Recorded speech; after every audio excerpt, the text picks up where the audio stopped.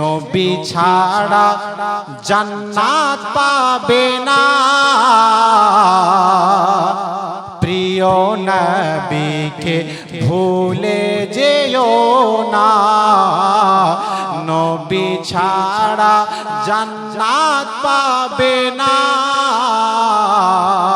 প্রিয় নবীকে ভুলে যেও না। তারপর কবি কত সুন্দর ভাষায় লিখছেন, আল্লাহ তাআলা বলেন কোরআনে, যা আছে আসমান ও জমিনে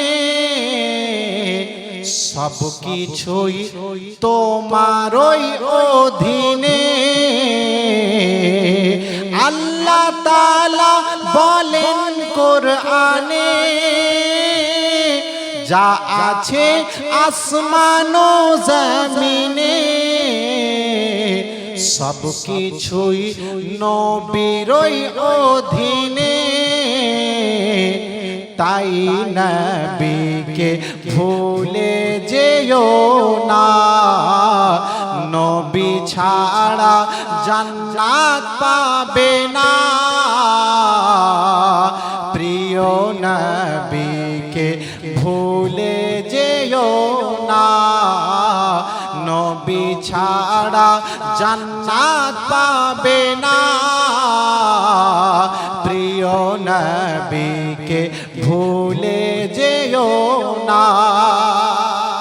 আপনাদেরকে ভালো লাগছে কিনা? লাগছে তো? কার প্রশংসা হচ্ছে গো? নবীর প্রশংসা হচ্ছে। যাই হোক, এদের প্রশংসা করলে, এই নবীর প্রশংসা করলে কে খুশি হবেন? দুনিয়াবাসী খুশি হবে কিনা জানি না, কোনো মোল্লা খুশি হবে কিনা